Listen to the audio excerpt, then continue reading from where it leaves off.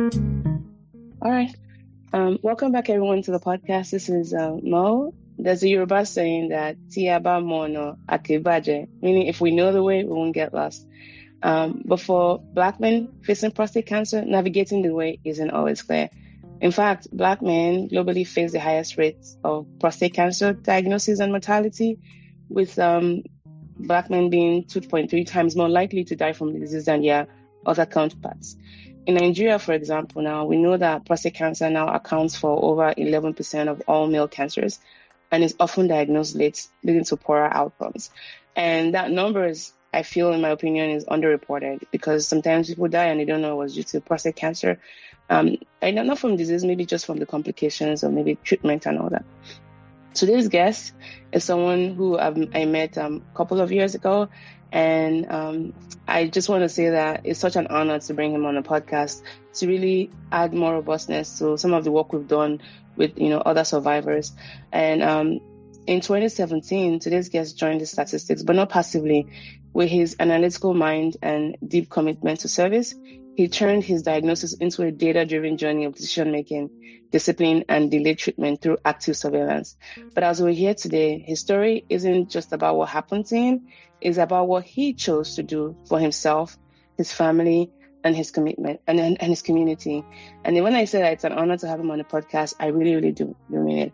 So with me today is someone who has over 30 years as an innovative IT executive in the financial services sector and 2 decades as a patent law practitioner. He's built a life around thoughtful problem solving. And for the past 20 years, he has served as an executive vice president to a nonprofit that provides healthcare in Nigeria, particularly prostate health screenings for men. In today's conversations, we'll explore the man behind the diagnosis, from his formative years in Nigeria to his leadership in community health, and how facing prostate cancer reshaped the way he gives, lives, and leads. Everyone, please join me in welcoming Mr. Ronald Odeleye to the podcast. Yes, good morning. Good morning. Good morning, everyone. Thank you for joining us today. It's a pleasure being here. It's been really a treat working alongside Professor. Thank you, sir. Thank you. I think there's a saying that says, we are who we were until life asks us to become someone new, right? Now, before we talk about just your journey, we want to understand the man who made it. So let's go back to the beginning, to the early influences, family values, and foundations that shaped your approach to life in general. Excellent. I was born in Ibadan, Nigeria, it would be Western region at that time, many years ago. I was born in Ibadan, in Nigeria, and I grew up as the third of 7 children to my mom and dad. Wow. And my childhood was a dream. We lived in Bodija. Bodija at the time, we were the first residents of Bodija. We moved into Bodija Estate in 1959. I was just barely a year old. And in those days, we've got a very diverse group. Names like Rego Martin, Pinheiro, Gonçalves, Thomas, Michael. Those are the kinds of names around. There were Hausa, there were Igbo people alongside living. And we would walk down the street as we grew up and pluck all kinds of fruits off the streets because they were growing lushly across the estate. We moved to Lagos. I feel like personally, I was the most loved person in the world.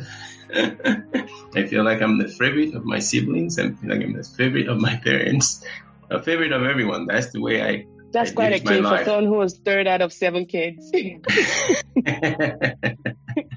I still hold to that claim.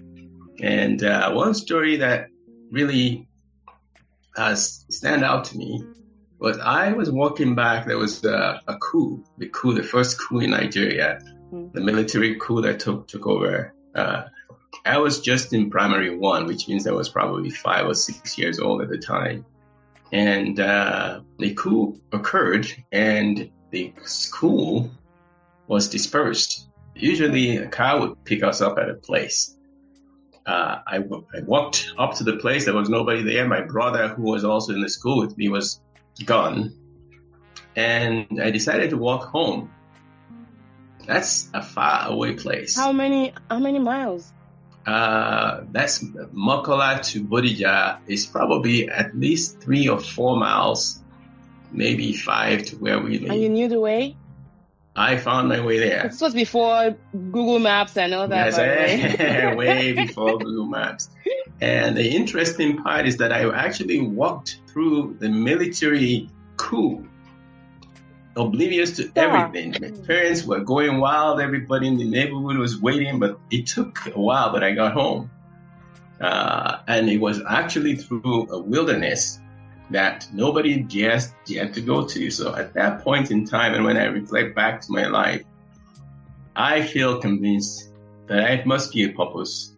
And until my purpose is served, I'm not going anywhere. Wow. So. Wow.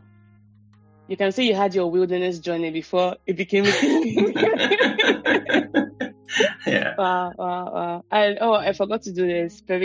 Sorry about that. Special shout out to your sister, Dr. Keremi, because I met you through her, and I mean, just everyone who knows her can attest to just how sweet of a person she is, and just her heart towards people. So, your both are like in so many ways. So I just wanted to put that out there. Thank you so much, Dr. Keremi, for making this introduction many years ago.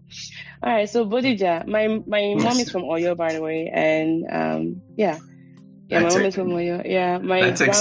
Yeah, my grandma. I grew up in Lagos, but I spent some time with my grandma as a kid until I think I was 2, because my mom was still in college when she had me, so I had to go stay with my grandma for a while. I don't remember any of those early memories, but I went to school in Oyo for my high school. I went to a boarding house there.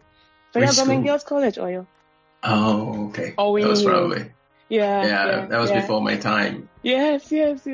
And my brother lives in lives near Ashi, by the way, Bodija, which is I was still there. Familiar grounds. Yes. I worked at UCH briefly for a year for my NYSC. Okay. I just love Ibadan. There's a way it beckons at you. Like, the history is so preserved, and the people. They can be quite chaotic, but the it's Ibadan that you go, you never try to price anything in the market. Like, I remember one time, in Lagos, you just hop from one store to another store. Yeah. And in Ibadan, the way the woman dressed me down, I was like, never again. If I'm not going to buy, I'm not going to touch. I remember one time when I moved to Ibadan for work, and I was trying to get a cab, and I was running after the cab, and people started looking at me. I'm like, this one is from Lagos. We don't run after cabs. Different territory. Yeah. And then my dad got me a Nissan Micra for my, because he had promised me that if I finished in the first class, he was going to buy me a car. He bought me a Nissan Micra. I was so happy. It was green. And I moved to Ibadan shortly after. Guess the kind of car they were using in Ibadan for cabs. And we saw Micra, and it was painted green. So my car, they were always hailing it down. That's crazy stuff. I have so many stories about Ibadan. Anyways, thanks for sharing all of that with us. And I mean, I imagine that you have so many stories, especially growing up and the kind of memories you have and your family and all of that. Now, what work did your parents do? Because living in Bodija and Lagos, what kind of job did your mom and dad do? My mom was a teacher. She was a primary school teacher. She taught primaries 1 and 2. So that's the elementary school. That's what she did for all of her life professionally. But she was also a hustler. She still is. She made all kinds of stuff, like pap. She made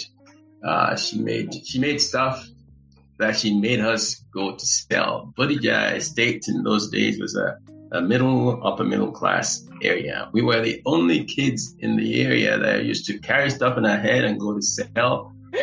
Wasn't that embarrassing for you?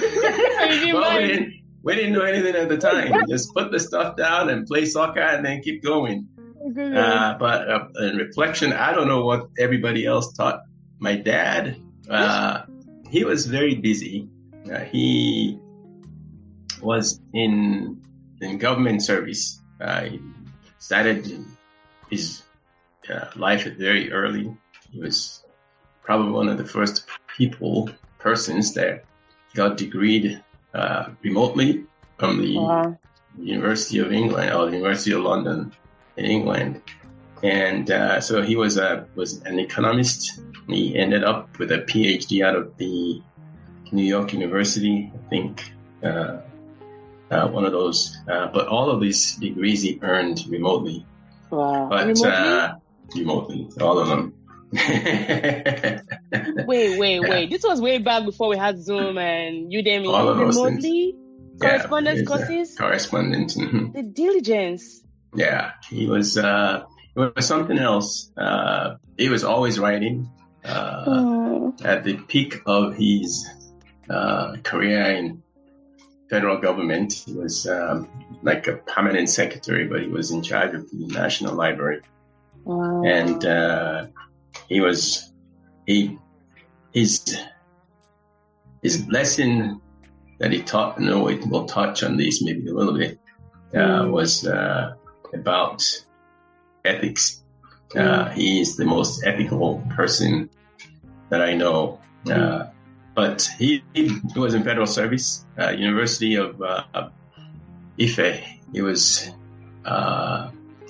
the one that helped to establish that university. Now it's Obafemi Awolowo University. I didn't know that. When the structures were being built, we were there during that period when he was in the University of Ife was being incubated at the Polytechnic of Ibadan. He was right in the middle of it. So he did a lot of things, but probably what he'll say his most his best achievement was probably raising us kids. He was not the disciplinarian my mom was, but he was always there. He was always encouraging us. He showed us a good life. I went to England very early in my life. He traveled extensively around the world. The reason why I came to the U.S. specifically to Michigan, when I decided to escape Nigeria, I use that word very loosely.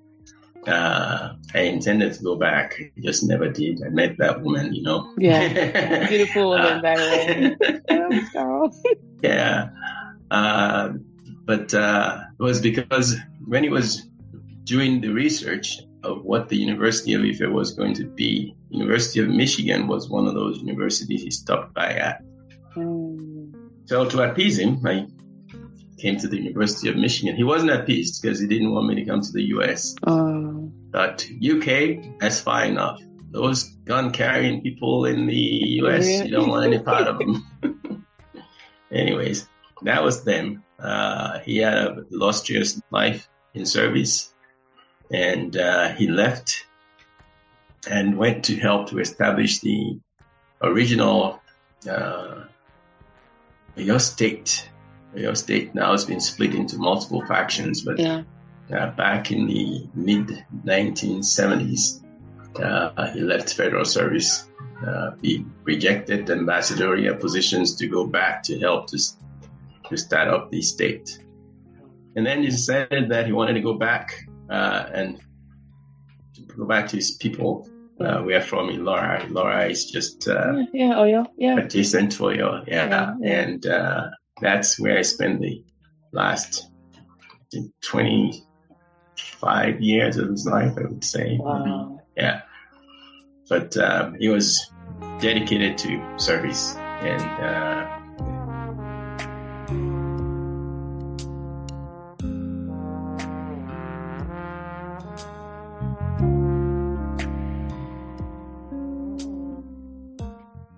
that makes a lot of sense now. I know you have a foundation in honor of him, yes. Ogunlokun Odele, which we will talk about in a bit.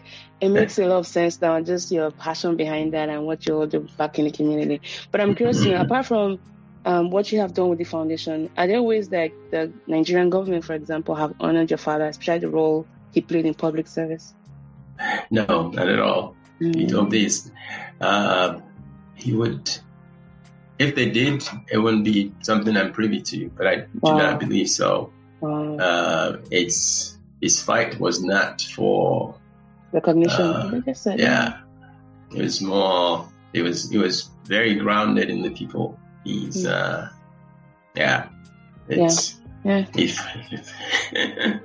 he's gentle, but he will fight for a cause he believes in. Wow. Yeah. Sounds a lot like you. Which is great. Wow. Thank you for that, Sam. All right, let's segue a little bit into your cancer diagnosis. Now, in hearing your story a few years ago, I remember you had said through your foundation, because one of the things you guys provide is healthcare at grassroots level, and you are also a proponent of like free screening and prostate cancer screening, and you didn't know a lot of what went behind it until you had your diagnosis. It made you rethink a lot of what you had done.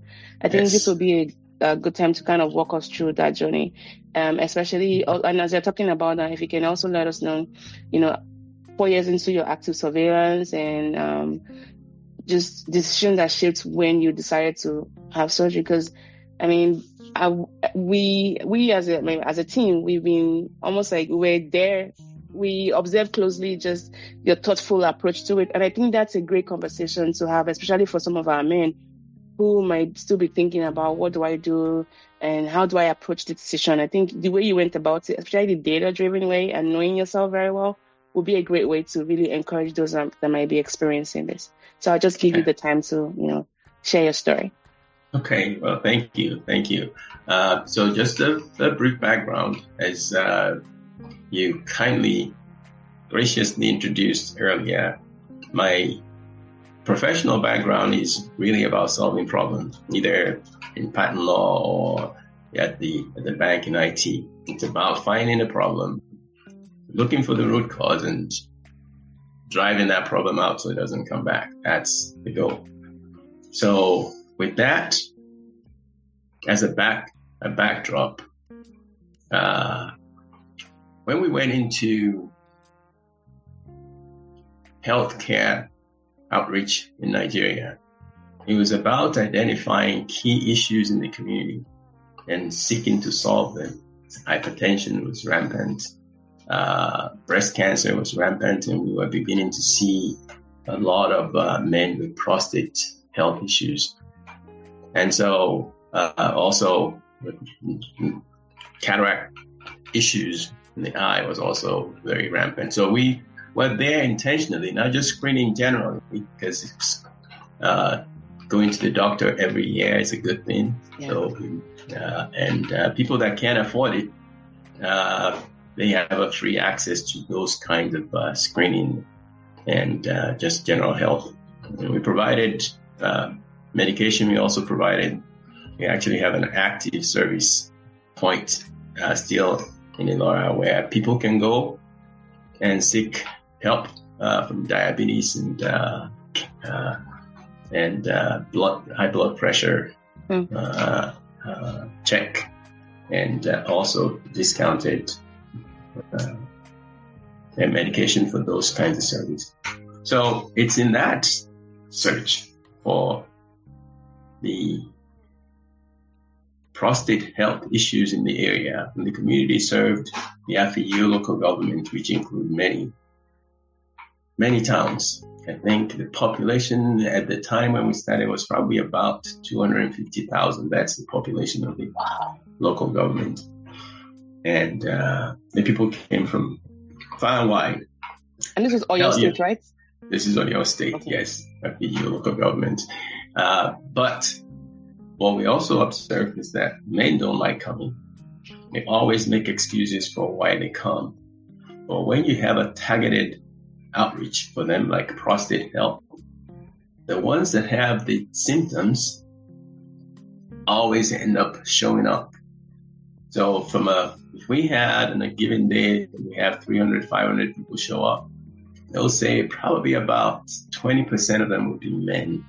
Yeah. The rest of them would be women. Market women, they always find a way to show up. Men, hunters, or whatever they call themselves, whatever profession they have, they always find an excuse not to show up. But these men would show up when there's a targeted outreach. So prostate health was one. And we reached them through churches and mosques, and just the local government will push out notice. And then, of course, we have flyers leading up to the time when we would come. So we got crowds. And then we'll have professionals come to help with the screening. And when we identify men with high PSAs, high PSAs in those days, it's anything about 4. When it gets to about 10, that's when we start chasing them down. Right. And asking them to go and see the surgeon. Surgeons is affiliated with the Federal Medical Center in Abeokuta. That have been very helpful. We still have connections with a lot of those urologists. And so they'll take a look, and then they'll make recommendations. If the recommendation was surgery, the men were usually very scared. I don't know that they know anything about, like, we have a lot of information these days here in the U.S. about the outcomes of surgery. Those people probably didn't have that much information. They just know that they're having problems. There's a treatment for it. And my pitch was, because this is what I knew, is if you don't do it, you may die. And what's that? What you want? And so sometimes I would deploy people to go find them in their compound and track them down and give them the means to get to Abeokuta to go get this stuff done. Because the surgery cannot be done locally. We don't have the kind of facilities to do that. Yeah, so we did that. And so what that informed me in those days was that, there's a problem here that we need to keep looking at. But I'd say we started this about 2005. The outreach, the nonprofit started in 2003. Started the prostate health about 2005 or so. And but my diagnosis didn't happen until 2017. Wow. And when I look back, I start thinking about how many men I have committed to this stuff. And I knew at the time that in 2017, I had to make a decision as to how to proceed. That maybe the standard of care has changed, and it probably did between when we started and when I was diagnosed. I became more sensitive to the treatment and the communication with these men. My own personal experience now informed what I do and how I talk to the men. As you pointed out, when the diagnosis was made, it was still below, my PSA was still below 4 at the time. And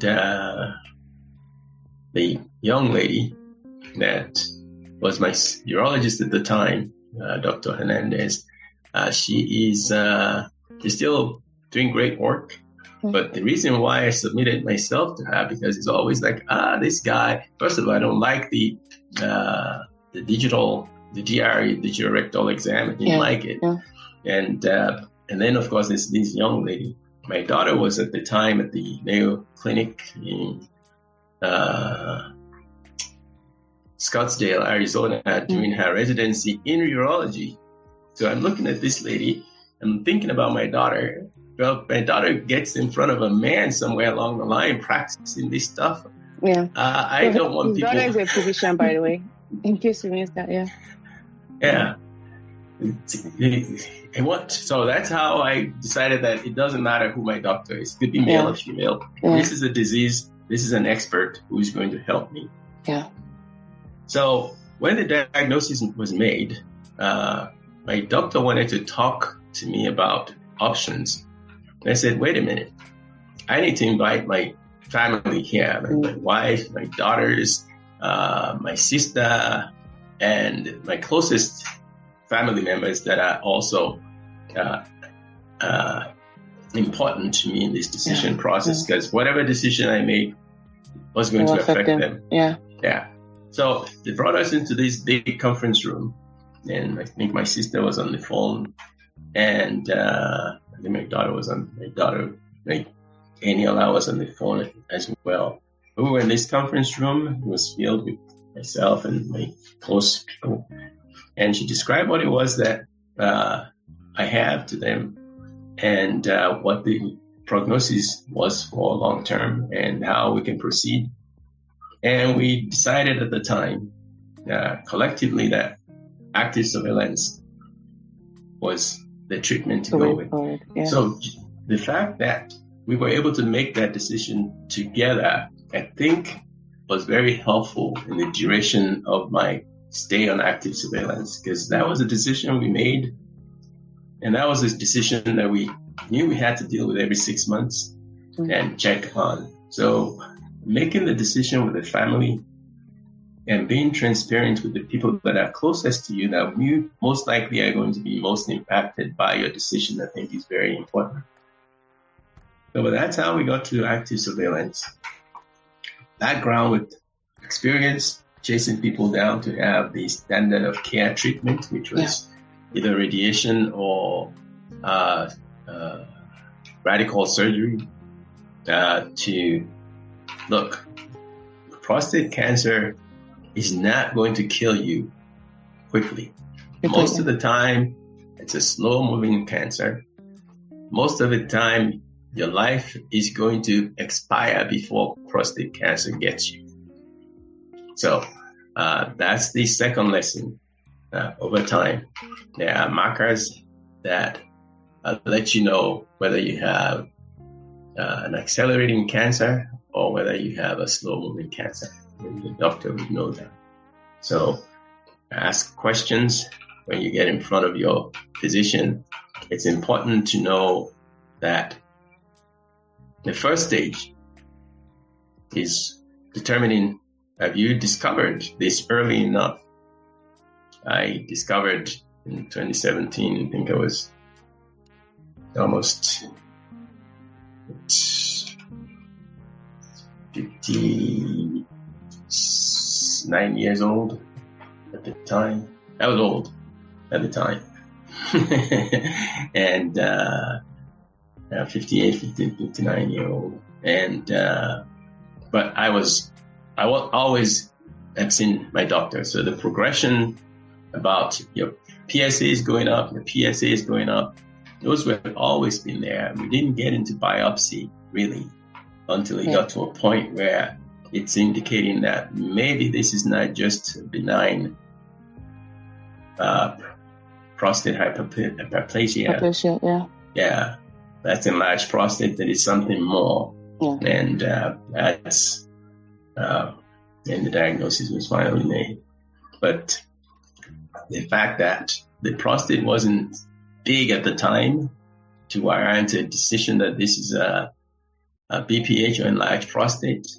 And later on, 4 years later, it's 2021 or so, my doctors here in Utah concluded that, they noted that I have a very large prostate. And so two things to take away from that is one, your PSA, especially when you have this combo, it's very difficult to tell which one is driving your PSA. Is it the prostate cancer, which is or is it the BPH enlarged prostate? Yeah. So, and when the PSA begins to accelerate, at the point of surgery decision for me, that my PSA was dancing around the low mid-30s. And remember, 4 was the cutoff point where you need to start worrying, and 10, I used to send people to the gallows, send them to surgery. And I was at the height of my PSA reading. It was 36 just before surgery. Wow. My prostate itself at the time was probably 3 or 4 times the normal size. Yeah. But didn't you mention that during your surgery, it ended up being like a saving grace for you because it could see a lot of things better? Well, yeah. It's that instead of growing and pushing at the bladder, it was pushing down. And that's why my symptoms were relatively benign. It wasn't pushing against the bladder, which was going to be problematic in terms of trying to get the prostate out and make sure nothing else is damaged. So a lot of blessings because of the size of the prostate. Wow. I have so many wrapping up thoughts and so many follow-up questions. So let's start with just the very beginning part. So I think one of the things that really strikes me about your path is when you were talking about your foundation and in the early years when you had, like, whenever you guys do your community outreaches, following through with participants. I'm still a missionary, but when I was on the field, that was one of the hardest things to do, to really be able to trace participants. This was before GSMs and phones, and I can't imagine the amount of manpower that went into that. But I think the way you guys went about it, that's really great, by the way, because not many foundations have that capacity to follow through participants that don't have full addresses or, home numbers or phone numbers to get through with them. So I just give that back to you. Excellent. And I think even your openness, I can imagine just how complex it must feel, right? First being both an advocate and then later a patient yourself. It's one thing to offer guidance from a place of knowledge and another to experience that same journey firsthand. But what really strikes me, because I've heard this story a couple of times, you've been very open about it. I think what strikes me the most is your humility in revisiting those decisions. And I don't think it's to undo the work you've done, but to really evolve. In those moments when you're recommending surgery and recommending them to go to Abeokuta, you were doing the best you could with the information you had. And it was also motivated by the care and urgency, especially in a setting like ours, in rural areas where prostate cancer is often caught so late. Now, the fact that you're willing to now question those decisions you made and see that maybe it wasn't always the right way to offer those standard of care. I think to be able to grow from that, I think is incredibly powerful. And I think it's also a gift to the very same men and communities you've served, right? And I mean, you didn't do it out of harm. You did it out of just the knowledge you had then. And then when you later experienced that, you've grown from that. And I think that's still part of the human journey. And I hope you give yourself enough grace to never feel regretful about that. Well, thank you. Thank you. It's funny, just anecdotally, I tell a story about the eye exam and the cataract surgeries that we did. We call it an eye outreach. We bring people in and get them taken care of. The people that take them in, they think they're blind. They get in there, doctors take the cataract out and put new lenses in, and people think they have been saved. It's like a miracle, miracle of science. We never had a single mishap in that space except one. My uncle, my mom's younger brother, was one of the first patients that we saw. Not the first, it was probably a couple of years into this series but in that surgery, some lens maybe it was scrubbing him too hard. He got lost in his eye and essentially almost lost that eye, but we didn't know for years. He complained and complained and complained, and everything that we tried to do, we didn't see it. Now, this is not just the problem of Nigeria. My nephew suffered the same thing in the UK. He's just getting through it in the past week. It was just in surgery, not last Thursday of last week, so 8 days ago. People can't see what you are seeing in front of your eyes because it's so little. But he ended up scratching his cornea and damaging his eye in the process.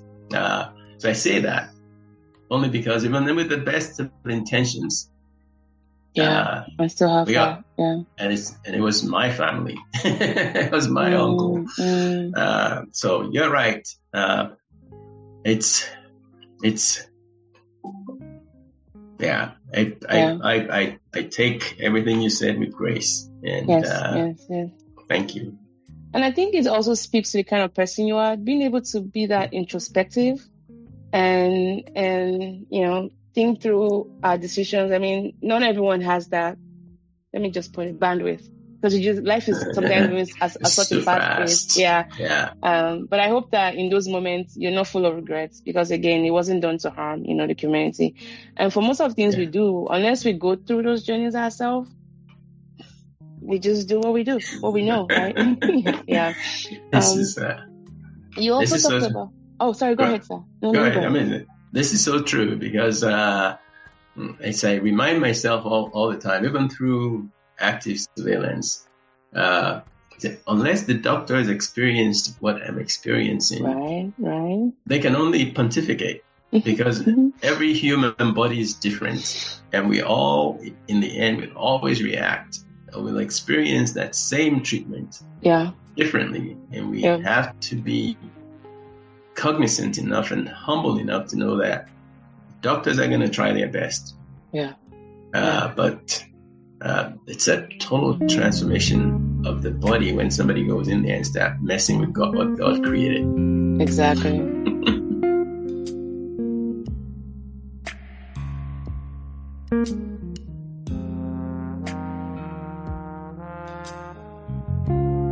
Exactly. And as we're talking about, unless the doctor has gone, I just laugh because I used to have a lot of gynecological issues, and 9 out of 10 of my doctors were all males, and they will never get to experience what I've gone through. So I guess I can leave the jokes for another day, or maybe the jokes will write themselves.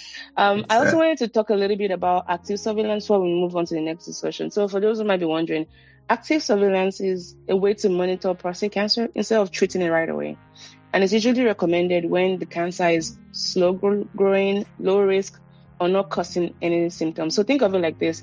You're keeping a close eye on the situation, not ignoring it, but also not jumping into surgery or radiation unless it becomes necessary.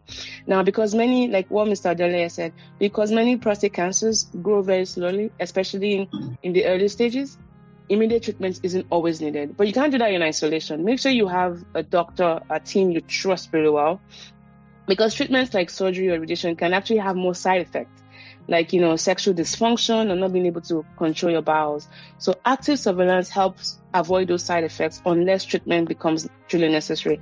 So if you remember, Mr. Adeleye said his PSA, which is like a test to monitor your cancer, as it were. It was low initially, and then it got up to 36, which is really high. So for PSA, we look at it's age dependent, right? So when it's like 0 to 2.5, that's generally considered low or normal for most men, but greater than 10, you're looking at high likelihood increase of prostate cancer. He also talked about benign prostatic hyperplasia, which simply means an enlarged prostate. It's not cancerous, but it can cause similar urinary symptoms like going to the toilet more frequently to pee, your stream is weak, or you have trouble starting or stopping your pee. And this is quite common, especially as men age, so over 50. So think of it like the prostate is growing larger over time, and there's a ring tightening around a straw, like the urethra, which can affect your urine flow. Now, in Mr. Adeleye's case, while he was initially diagnosed with prostate cancer, but when they evaluated him further, they found that he had BPH. And this overlap can make diagnosis and decision-making more complicated, especially when symptoms don't match the severity of cancer. Now, another thing you talked about was your family. As you know, we've done a lot of research in men and talking to men. I think one of the most striking things that I loved about your story was that you didn't walk this journey alone.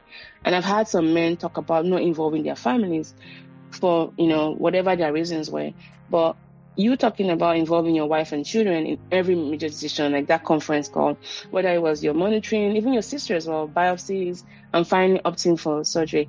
I think that level of openness, I would like to highlight that, the importance of putting people that you trust. And I know not everyone has that luxury, but prostate cancer is not a cancer in isolation. It affects the family. So for our men out there, we know it's difficult. And doing the studies that we've done with men for the past years, we've seen all kinds of men and all kinds of levels of decision. But the ones that have had a better outcome, family support or social support, it doesn't have to be your family, but people it could be your church group, but always find somebody that you can carry along, right? And in many communities, we see that men are taught to bear things silently. And this kind of vulnerability within the family, like what you shared, I think is both rare and deeply powerful. And I wanted to highlight that. Yeah. So thank you. I'm encouraged by sharing. I think is what I've found over time. There are also things that maybe I hadn't gotten far enough. When I reflect, in my immediate family, I was very open. I tell my siblings everything. I talk to them every day. I talk to my wife and daughters about this situation and every other situation that are important to me. So, but we're raised as men to be protectors, and protectors don't want to feel like they're weak. Yeah. And when you start showing vulnerability, you begin to feel like there's a weakness there. What I found post-surgery, by the way, is that I give you one of my best friends. He's a pathologist. He's also one of my daughter's godfathers. He told me after, I guess he found out that I had gone through some surgery, and I spoke with him. He told me that, I went through a different surgery. He had BPH, but that was bothering him 2 years ago. 2 years ago. I didn't know. Wow. And he didn't know that I was struggling from... And this is your best friend? Yeah. I don't talk to him often. Yeah. And when I talk to him about health stuff, I talk to him about what his expertise is, cardiology. Yeah. Yeah. He's my mom's he appointed himself as my mom's cardiologist, so it's in my mom's blood pressure and all those things. That was always the subject of our conversation, but I didn't talk to him about this. Oh, wow. But post-surgery, another one of my best friends, I have 3 of them. Yeah, he's in Michigan. We came to the U.S. together, essentially went to school together, and he's the other godfather of my daughter, so she's got... but when I described my experience with him as I was going through this journey, he knew I had prostate cancer. He knew I was going to go through surgery. He was going to come out and spend time with me. Well, there was too many people that wanted to come out, so I told him to hold off. But when I tell him every day how my body is reacting to post-surgery and what I'm experiencing myself, he concluded that he needed to go and talk to his urologist because he was having some symptoms. He's been dealing with these symptoms for a while. Luckily, didn't have prostate cancer. And luckily, the situation is not anything close to even the BPH. But the urologist he talked to last week turned out to be he needs to get more rest. He had frequent urinary symptoms. He gets up in the night so many times, but had nothing to do with his prostate. His PSA was good. But he said that was what influenced him to go, because somebody was talking to him and was open about that conversation. So us that have gone through the experience, I think we need to be macho about this stuff, but we need to be transparent, because people experience treatment differently. Again, and unless people know that we're coming to them with openness and transparency, they'll hear different stories all over the place, and they'll think, okay, I'm not getting the full picture. But they want to hear what the real life experience is, not the coded experience. And I think that's important if we're going to get more people involved in diagnosis and treatment. Yeah. I love that. I love that. That's definitely a lot to unpack there, especially not just for families, but also healthcare providers, right? The Yeah, importance of absolutely. transparency. Yeah, thank you. Thank you. Before we go into recovery, I wanted to pick your brain a little bit on this. So you've talked about your family being involved, especially your wife and your kids. Now, for men who might be listening to this, because we know that in our community, for a lot of our men, it's not a matter of if or when they will be diagnosed with prostate cancer, right? And what advice would you give to other families, navigating a cancer diagnosis? It could be prostate or otherwise, especially in communities where emotions or illness aren't openly discussed. That's a deep question. I think illness of any type is personal, and that journey is a difficult one.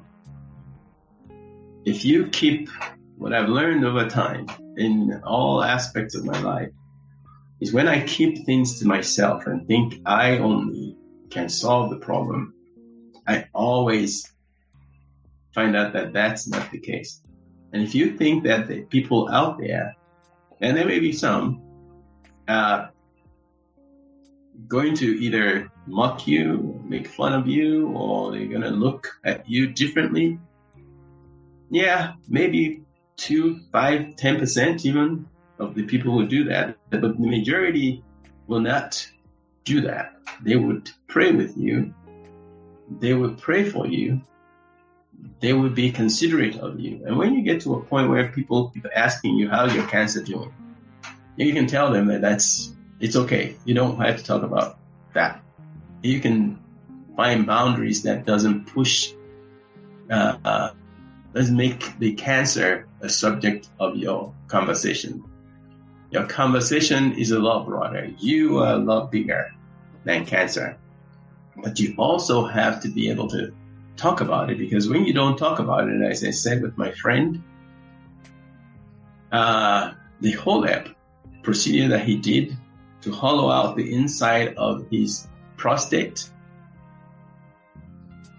if I had, that was one of the considerations I had, because the complications that come with super large prostate like I had was also one of the reasons why going into full surgery was a little deferred for me.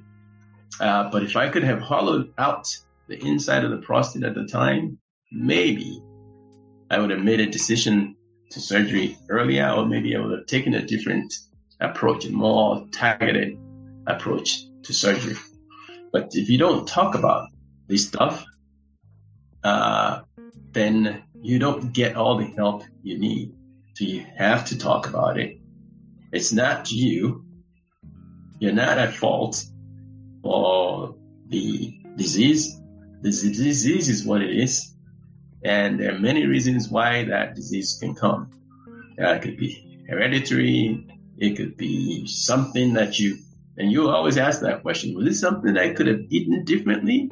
Should I have exercised a lot more? What is it that I couldn't do or didn't do that caused this stuff? But it is what it is, right? You are the problem. You got to solve the problem. So how do you go about solving the problem? Yeah. People are there to help. You got to talk about it. You have to reach out. And the more you reach out, the better you'll feel in the end. Yeah. Thank you for highlighting that. I think for some men, it's just difficult to accept, why me? You can do the right things, avoid alcohol, avoid cigarette smoking. But if your genes are rigged against you, and one of the risk factors for prostate cancer is having a family history of it. And in our communities where we don't share, I've spoken to men who refuse to even tell their sons about their diagnosis because they don't want them worrying. But we know now that when we withhold such family information, we put them at risk, right? So find people you trust. Don't do this alone. Women were a lot better with that. We talk about everything. We call our girlfriends and we're like, downloading everything. And we're better off because there's that safety in that community. So men, please don't do this alone, okay? Find people who you trust, right? I think one more question for this would be, now in talking, I think in talking to some of the men that we've explored their stories through our research, there's also their fear of, especially men that might have younger wives, or men with, with wives, who are partnered up.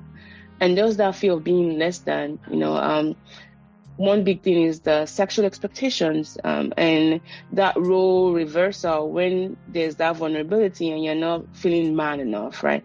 How would you say your own journey has been, especially with your wife and having to because I know for these men who talk about this, is the concern is, I don't want to be a disappointment to my wife, right? Because we had this great marriage, and all of a sudden I don't feel man enough. What has been, would you say, some of the lessons you've learned that you'd like to recycle for men who might be navigating this issue? Yeah. So at the very core of my decision to not only go with active surveillance, but to stay with active surveillance for so long, is that I know what my quality of life is. And I want to not change my quality of life. And that included not having to wake up in the middle of the night, or not having to be wearing diapers around, or not having to, all the other horror stories you heard about post-surgical experiences. I don't want any of that. My doctors were very transparent in letting me know, here are the possible things, but you're very healthy. You don't have the typical physical structural attributes of the people that have these fallout after surgery. And so if we do it, you'll be just fine. They always say quality of life, quality of life, quality of life. So the men that are apprehensive about impact, I'll tell you my story. Again, everybody is different. Yeah. And on the funny side, I don't weigh a lot, but I lost 8 pounds after surgery, so I'm trying to gain some more weight. I have a planned surgery for October the 3rd. Too long for me. I like to go back and do it now because I developed what's called incisional hernia. Oh, wow. Do the robotic surgery. Mm-hmm. They put 5 holes in you and then one big slit. Mm-hmm. The hole right above my navel is one that is kind of bubbling up as a hernia. You need to go back again and sew it down. So not everybody experiences that. Of all the people that could experience that, I wasn't supposed to be one of them, but I did. Anyways, my urinary symptoms are essentially gone. I'm very happy with that. There's one result that seemed to be interesting or exciting, is the fact that I don't have to sit on the pot for a minute or 2 minutes. I can just go there, do my thing, and be done. Yeah. Sorry if I'm too graphic. I'm not this stand up and shoot kind of person. Yeah. I sit down. Maybe that's part of my problem with prostate. I don't know. I always sit down on the pot, do everything I do, just like kids do. But the erectile dysfunction, I think, which is probably the other part of what the scary life story is with this, I think it's very important.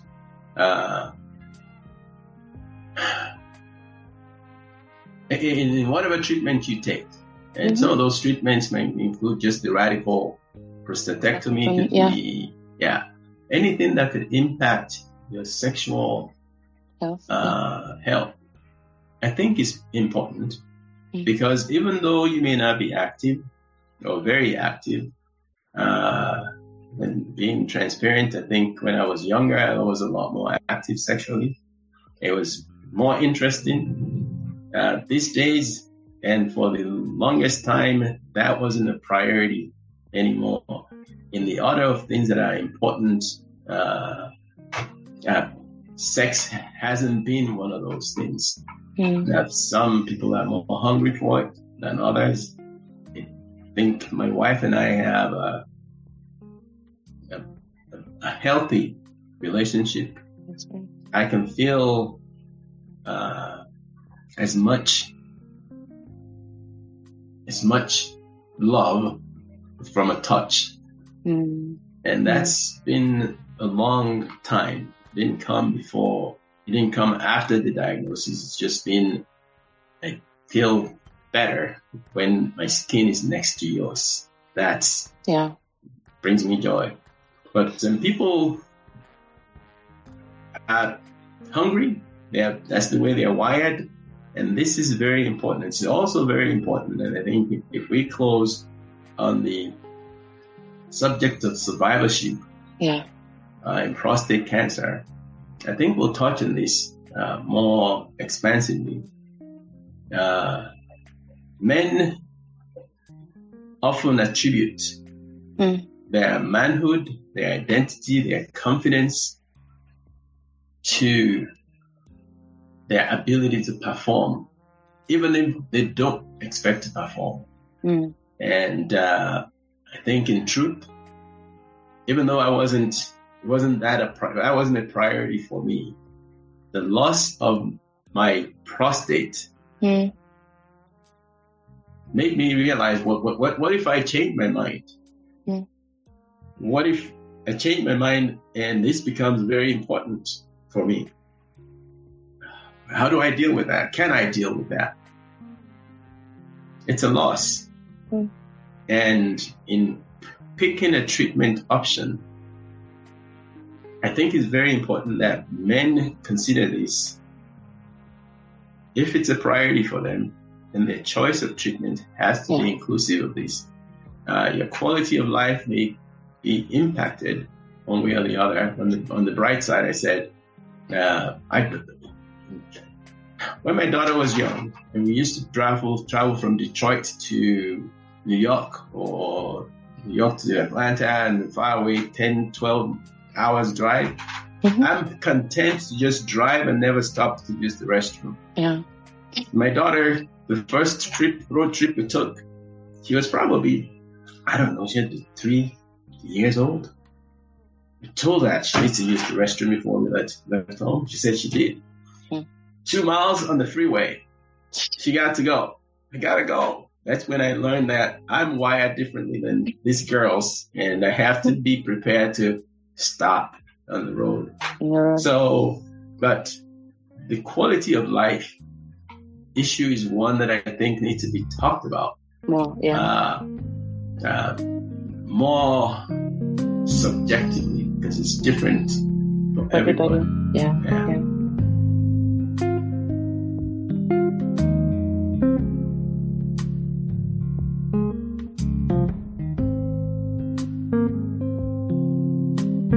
I love that. I think there's so much we can learn from that, not just as, for the patient perspective, but also from the healthcare providers, and asking the right questions. Like, what do you want to prioritize? What's important to you?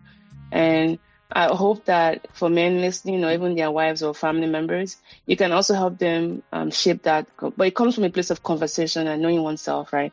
Defining what quality of life means to you, right? Right. One of the things that I started to, I think one of our guests at our town hall, I don't remember who it was, emphasized that, but I don't think everybody caught it. Or maybe it's some book I read. But the question I was asking in my head was, is there a checklist of decision making?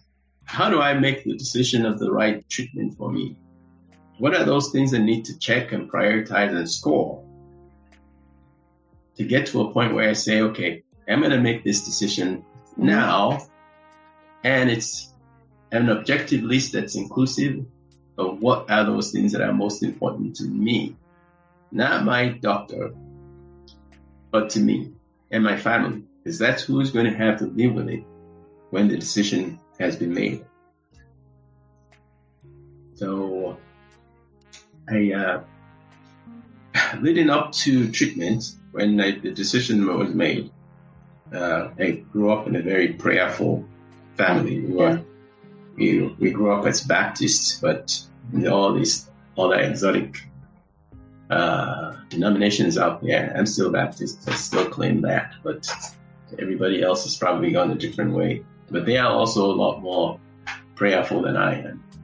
A month before I went into surgery, I think we were meeting every day for prayer, me and my siblings, all 6 of them, every day to pray for me. Oh, wow. Wow. They still continue to pray today. I still get, and some of them, pastors, and that's a part-time, almost full-time job in one case. And I am always brought back to certain passages in the Bible. I love Psalm 91.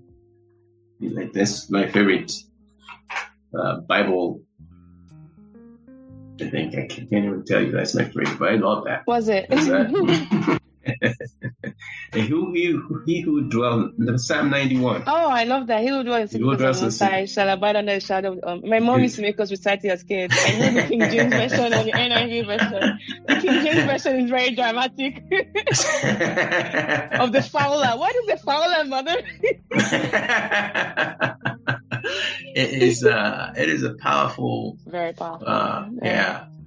And Jeremiah 29:11 also says, yeah. So I know the plans I have for you. Yeah. Exactly. Plans to prosper you and not harm you, and plans to give you hope and a future. Expected it, yeah. So even in this difficult situation, I have to tell you, my situation is not hopeless. There has to be a purpose, right? Because 2 weeks after my treatment, 2 or 3 weeks after my treatment, I found a different treatment for me that I would have preferred. I remember you said that. So I came out of... That was never brought up in any of your options given to you? Any of them. My doctors didn't have a lot of options. I always was the one advocating and suggesting, can I try this one? I'll get a referral to the expert. We'll talk about it over there. And I still wasn't sure whether I wanted to get caught up, because there's some targeted therapies that are out there that would have done some good and would have, with the level of cancer that I have, which is stage 1, worst stage 2, early stage 2, those would have dealt with it. But even in my own research, I couldn't trust my urologist to do my research for me, because they didn't do it. Yeah. They want to cut eventually. That's what they did. So just wants to cut. Yeah. But so I rest in knowledge that, as Ecclesiastes taught us, for everything there's a season and a time for every matter under heaven. This is my season to go through this process, and there's a reason for it, which is going to be exposed to me sooner than later. This is not a waste. This is on purpose. Otherwise, I would have found that therapy, which would have worked better for me, and I would have just been who I am. Once surgery is done, and this is the truth. Yeah. Once surgery is done, there's right now no going back. My brother, who is the reverend, he tells me that there's a miracle in the works. God is capable of doing anything. And I believe that. Something can come up anytime, at any given time, that helps us to restore our prostate. I'm not losing hope. But I'm not dwelling on that either. Okay. Yeah. What I know is that when my doctor, my urologist, my primary urologist, and I talked to dozens of them, experts, one of the top radiologists in the country, is a good friend of my daughter. And he told me a long time ago, no, your surgery, don't do any surgery, don't do any radiation, you don't need to do any of those things.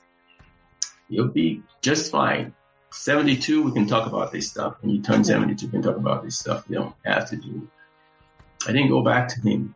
But the point that I think I'm trying to make here is that regrets would come. Yeah. Because at the end of the day, you would have lost something important that's not restorable. The standard of care for breast cancer 30, 40 years ago was just total removal of the breast. Mm-hmm. That's not the standard of care anymore. Yeah. Standard of care is more targeted solutions that still allows the woman a dignity of having a breast. That's not the case. That's not what the men surgeons are. That's not what they are proclaiming.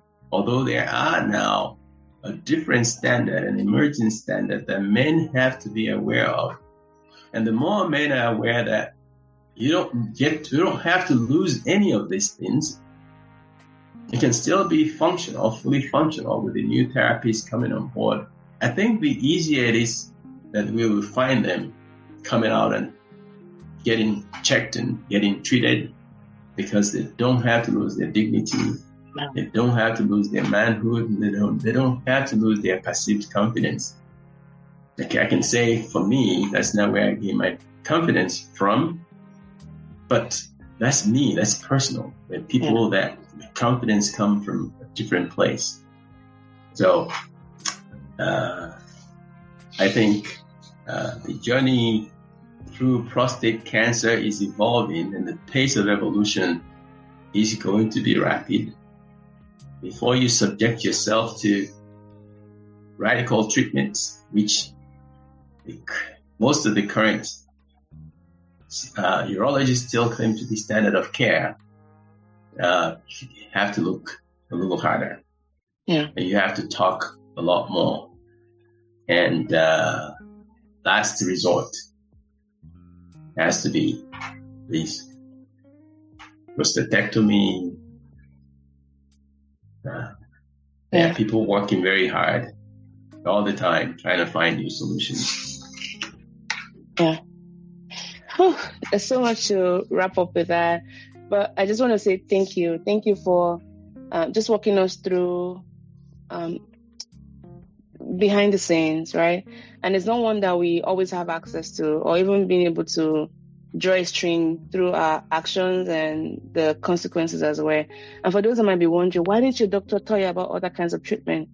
Unfortunately, the way it is for most places, especially in the US, you are restricted to, if you're living in a geographic setting, for example, whatever sources of expertise you have, you tend to be restricted to it.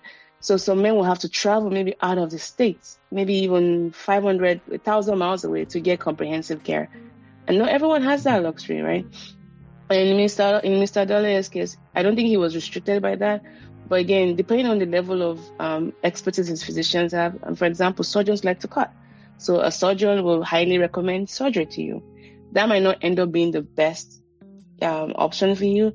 So this is why second, third, and fourth opinions matter. Don't rush into it and then have those decisional regrets later, okay? That's what we're trying to say here.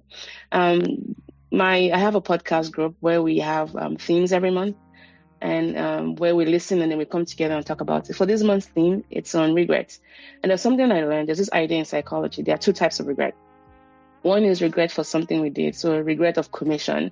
And then the other is regret of what we didn't do, regret of omission. And studies have shown that we tend to live with the regrets of what we didn't do. But I think that in healthcare, it's the things we did, with the best intentions that we revisit the most. And I think that in your case, Mr. Lane, the fact that you can reflect on this openly, I think is very powerful. And it shows the integrity and growth that comes only from lived experience. And you're not just only helping people navigate prostate cancer, but you're also showing what it looks like to be human in it. So thank you for all you do. Now, for this next question. Sorry, go ahead, Sam.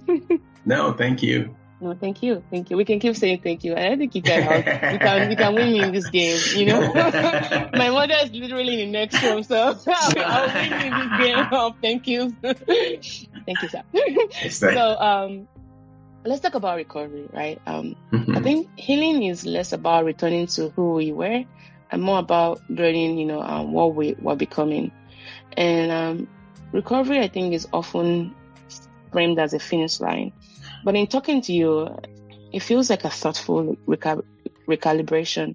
And you have been very vocal about saying survivor is a misnomer when it comes to prostate cancer.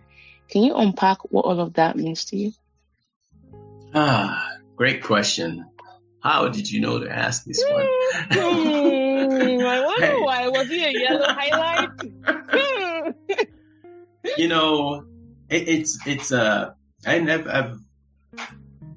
I have deep respect for everybody that's gone through this journey ahead of me, and trusting their opinion and their experiences.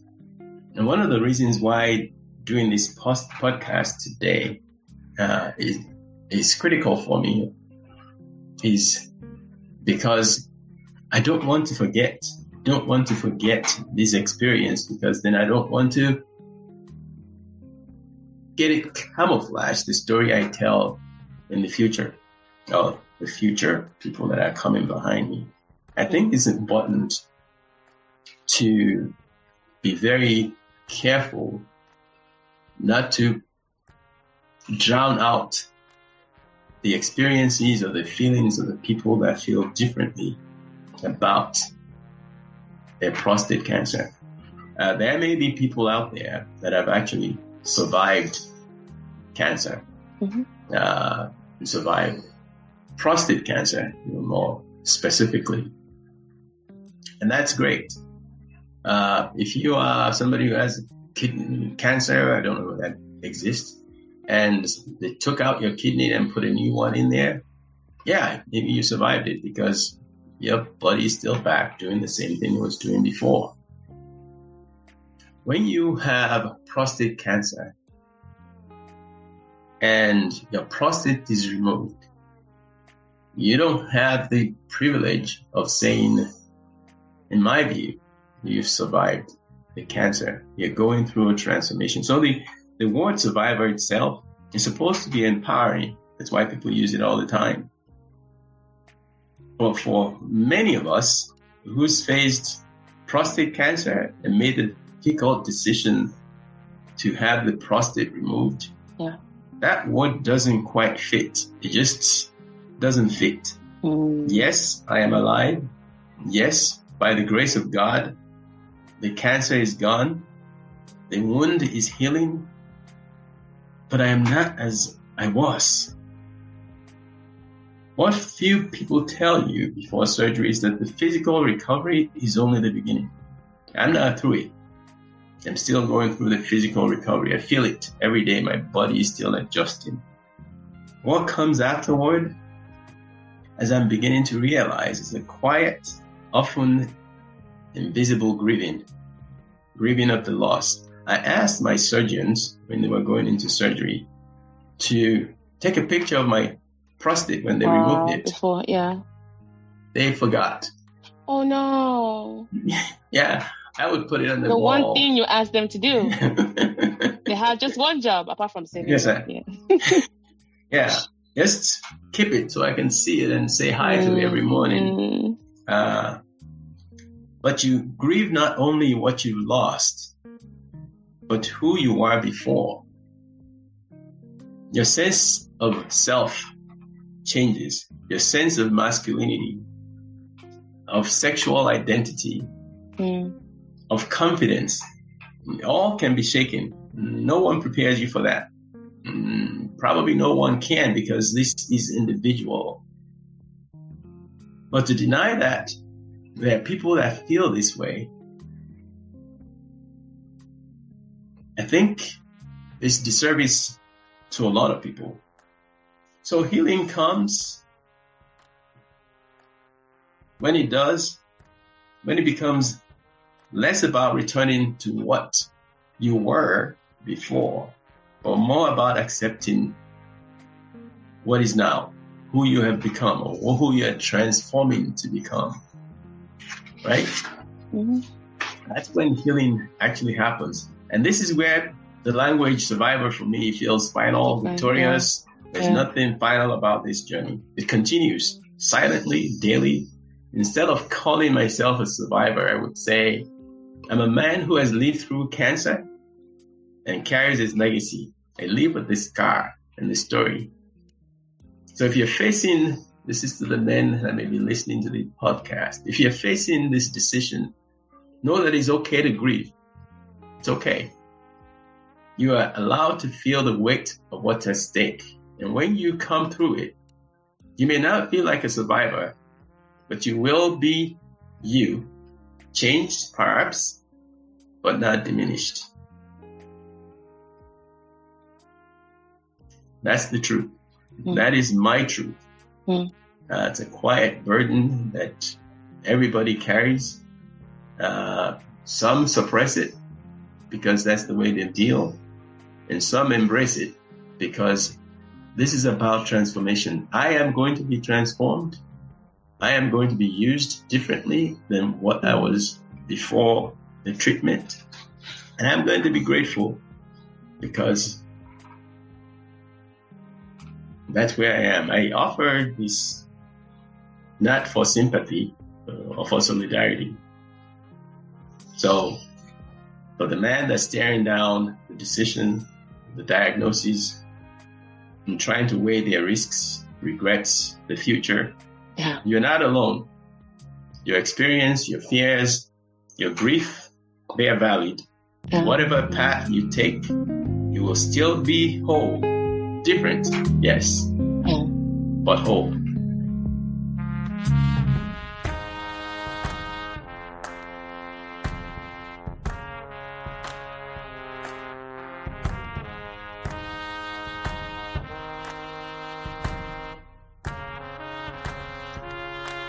You painted a picture I think will stay with some. Thank you, by the way, sir. When you contrasted, like kidney transplant to removing one's prostate, you're right. Last I checked, there's no prostate, replacement surgery that's being handed out.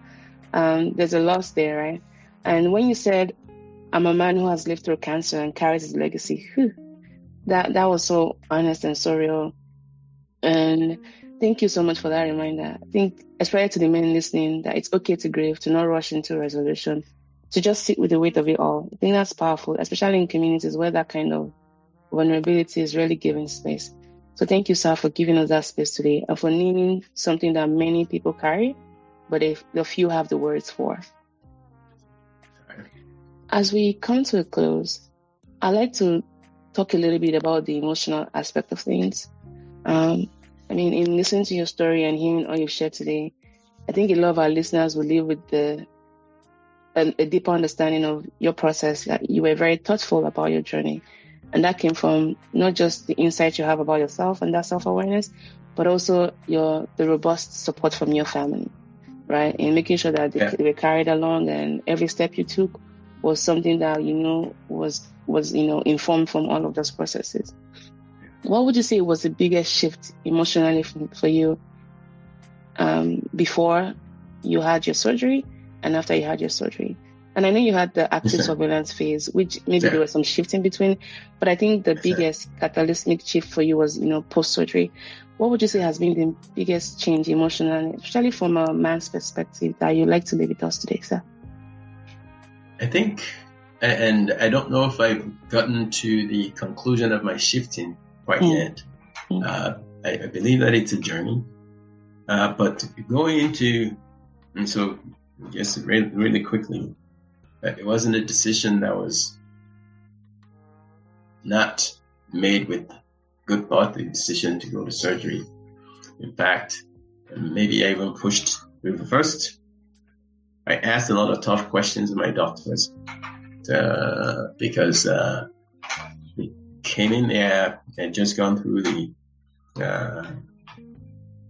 rigorous PET scan. Yeah. And everything still looked like they were in the same place. There was some millimeter change, movement in the radius of the cancer they were seeing, but they still were not definitive. So, but the PSA was going up, and I had been praying without ceasing that my PSA would go down, because if my PSA had gone down, I would have been okay. It had been going up and down, but the trajectory was always going up. And at that point in time, I decided that, well, I've done everything I know to do. I've done all the herbs, I've done all the medication, I've done all the exercise, I've done everything humanly possible to do. And so I am at a point now, a crossroad, where there's a tick up in the size of the cancer, still in the stage 1 and 2. But the PSA is going up, and it was inexplicable. Nobody can tell me why. So it was time to make a decision, fork in the road. And we decided to go into that. My sister came down from California. I was a physician who spent a lot of time doing the research around these treatments, and has connected me with different surgeons all over the world. And she sat down with me, and we looked at all the pictures and decided that, well, this is the decision to make, and this is the time to make that decision. Yeah. I didn't bring together my whole team, my closest family members. My wife was away in Michigan at the time. And I didn't bring them because I felt like if I was going to make this decision, it has to be a decision that doesn't put a burden on them. I have been very selfish in a way, because I always talked about quality of life. But if I made a wrong decision, and now I become a big cancer candidate, where I got cancer spread all over me, then the burden of treating me or caring for me now becomes my immediate family members' problems. I didn't want them in that part of the decision. I had to make that decision myself for me. And that's how we went ahead into the surgery. The loss after surgery didn't come immediately, because I still had to go through that whole catheter thing, which I think I cried a couple of times in that process, because I've never had this dependent and stuff, and this is just a different experience. I don't know where we're going with this. So it was a very emotional time for me in the process. But the comfort from my family, my very close friends, there was always somebody checking on me. They still do. Even 5 months into it, people are always coming and checking on me quietly. I had one of my new friends from my job at Zion's Bank called me last night, and we talked about what has gone on in the last several months. So random people call just to check to make sure I'm okay. But it's okay to be vulnerable, as we talked about. It's okay to feel vulnerable and to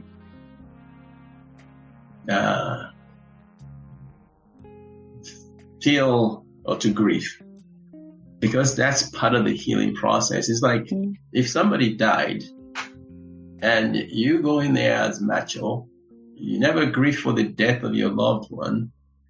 You never ever choose to, because you want to be strong.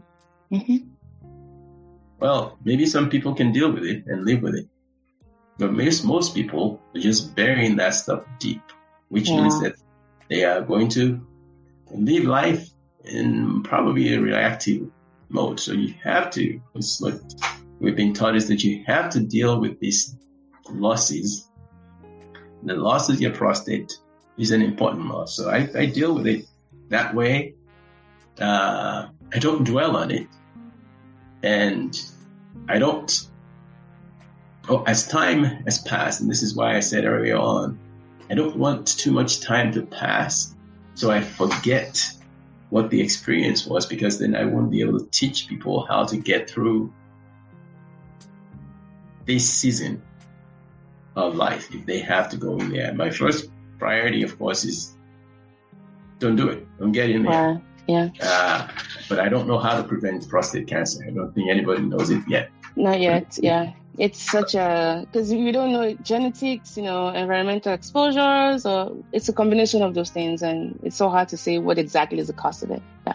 Exactly. Yeah. So to the extent that some of us have to go through it, I want to be part of that information bank where people can, even if it's just one person, glimpse a path forward that works better for them and that gets them a little bit more prepared than I was, even though I thought I was the most prepared.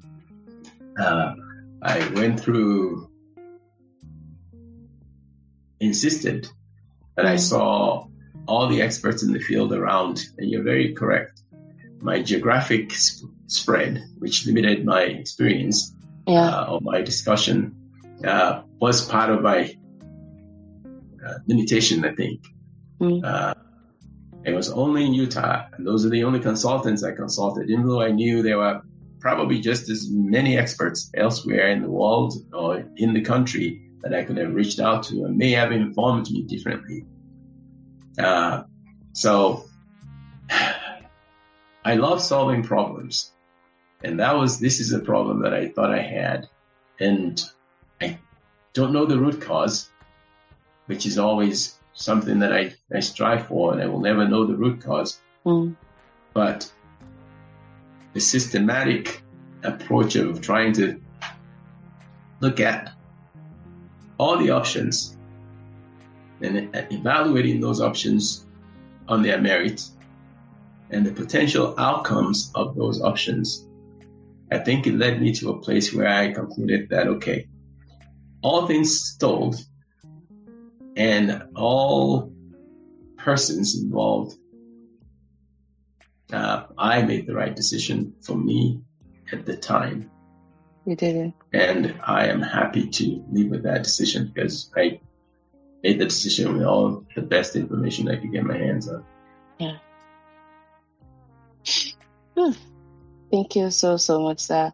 Lastly, for me would be, now that you've come through such a significant turning point, and in just reflecting back on your story, what do you hope to focus on moving forward, personally or in service to others? My personal focus is really, one, getting physically back. I can't exercise because of the hernia. I can't exercise like I used to, so I feel that. As I always say, anything that ails me can be fixed if I exercise. Right. And if I can't exercise, then I can't heal as much. So until I can get to a physical state where my body from surgery is fully healed, I'm still restricted in how much I can do. Every time I move up or stand up, unless I'm lying down, this bubble hernia is over there. I have played with myself in that spot as many times as I remember. I have never touched my navel as many times because it's right above my navel. Wow. I think collectively in my life, I think I can never touch my navel that many times. So the first aspect is the physical healing. And then, of course, the emotional healing. I think I'm well along the way. Then there's this physical and psychological space that I think that's the mental aspect of it. Yeah. So that's one. I'm going to give myself as much time as I need to get my arms around it. But part of that healing is going to come when I'm able to start impacting people in positive ways. So when I said earlier on that this has to be a purpose, there has to be a reason why I went through this stuff, even though in retrospect, it probably was premature. There was a reason. If I had waited, I wouldn't experience what I'm talking about. About now, yeah. Still be pontificating from a position of theory and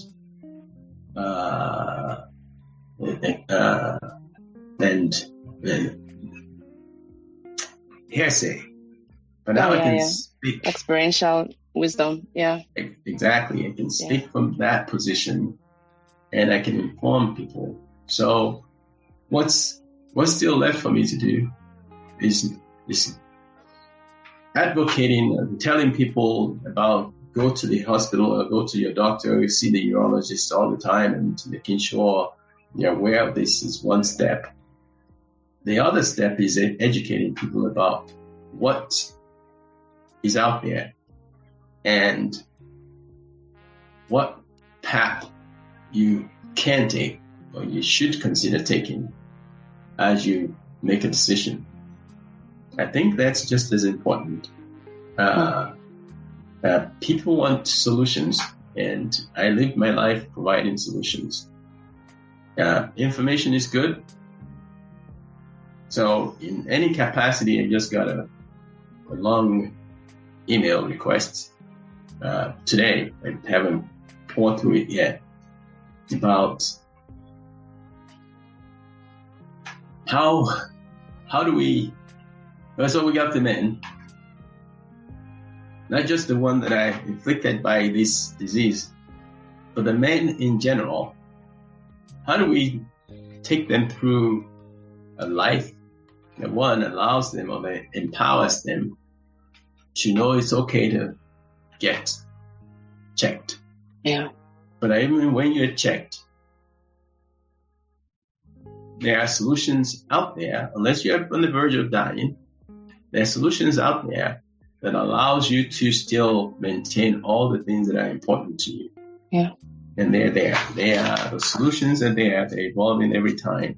So my job is to figure out what the pace of change is and start broadcasting them. We used to get, when we did our outreach, we got addresses of the people that came through. Yeah. And the addresses, if they have them, but also the compound where they were from. So we know the name, we have their phone numbers, which we change. We know what their abuele is. Yeah. The compound.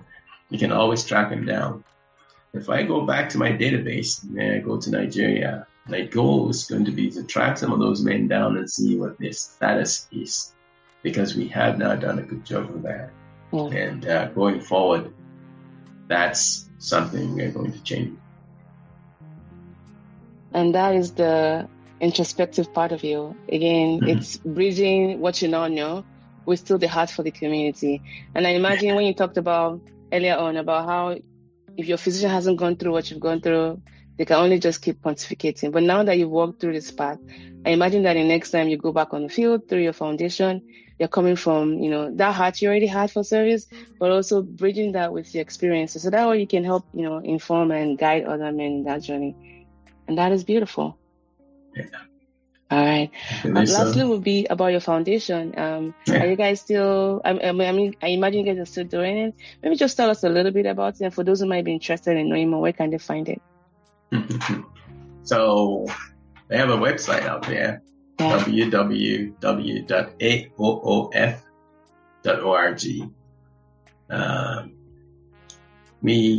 Since COVID, we've had to reconfigure how we actually go about our outreach, and that reconfiguration is an evolution. It's changing every year, I would say.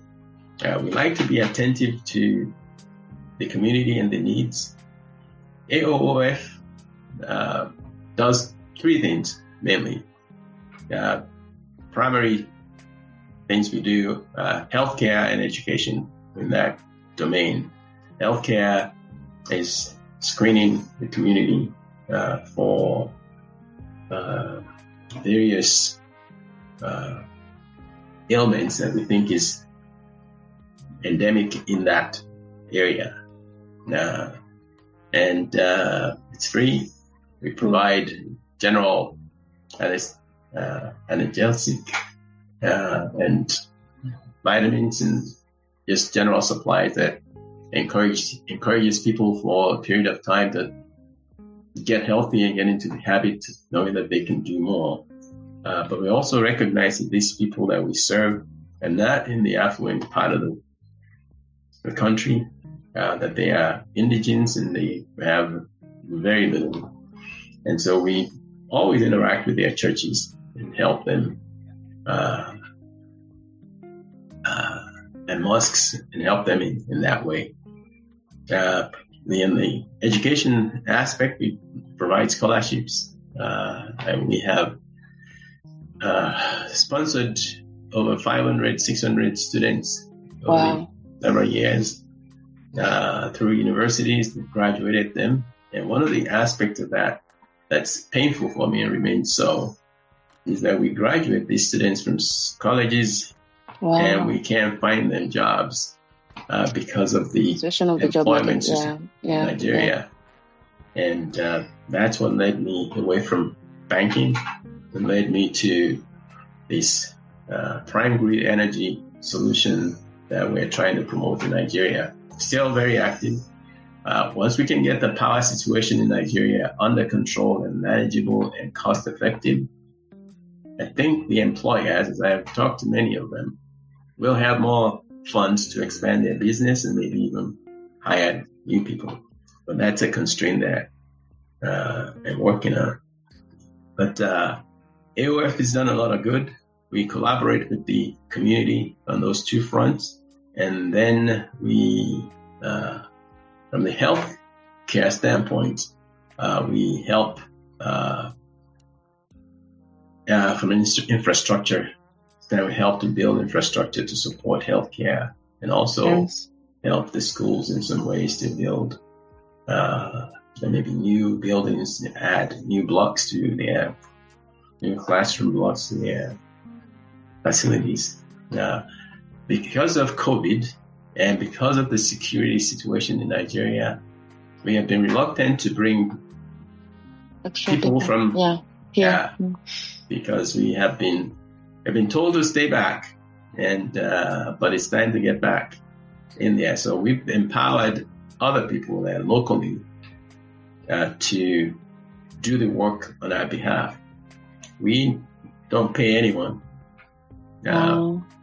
All of the people that help us are volunteers, pure volunteers.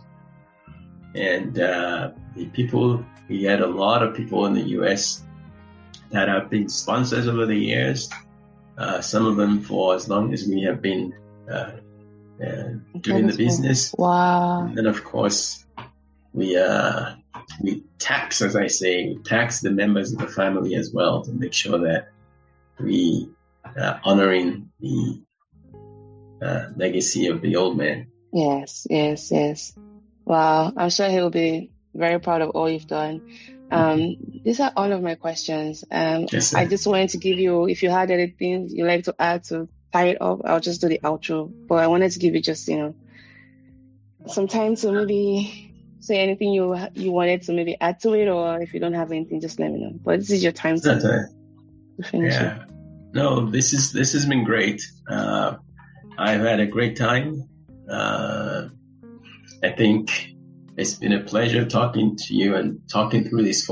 In a way, it's been cathartic for me as well. It's allowed me to reflect and express myself in a more structured way. My feelings and my thoughts sometimes are all over the place and they're random.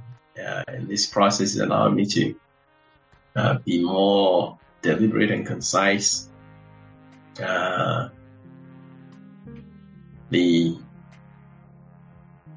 One of the things, so growing up back in the 60s, we had a library at home. The library had Encyclopedia Britannica and all the great books that were written about that time. And I always, when I talk to the kids as we award them scholarships. Some of my dad's quotes always come to me. And the one that I think comes to me to close with, and for folks to share or to ponder, is the one that goes, Lord, grant me the serenity to accept the things I cannot change, courage to change those I can, and wisdom to know the difference. I think that's a powerful quote. Yeah. And I pray that all our listeners get empowered by that phrase, by that prayer, and that whatever decisions they make in this space, that they are eventually accepting of it. Yeah. Knowing what the difference between the ones that can make a difference or the change and the ones that can't change.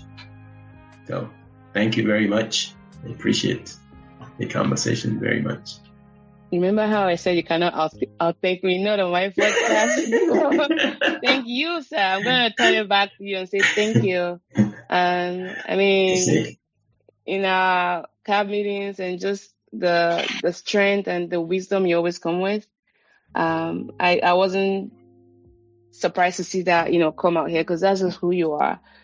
Thank you for always sharing of yourself, and for even walking us through the process, that brought you to your decisions. And you invited us into this quiet, complicated space where healing actually lives. And I hope it's going, and I know it's something that will stay in the hallowed space of podcasting, because it's always evergreen. And I hope people would always go back and draw strength from it. And you shared so many things that would stay with me, but I just love how you reframed the word survival, because we use that all the time. And maybe we don't pause enough to ask if it fits everyone's story. Now, because for you and so many others, it's not really about conquering, but it's also about continuing, right? About carrying those experiences and learning to live well. So to the men listening or anyone walking beside someone on this journey, we hope this episode made you feel heard. And the permission in those words that Mr. Odele shared, the reminder that it's okay to grieve, to change your mind, to ask questions, and to not have it all figured out.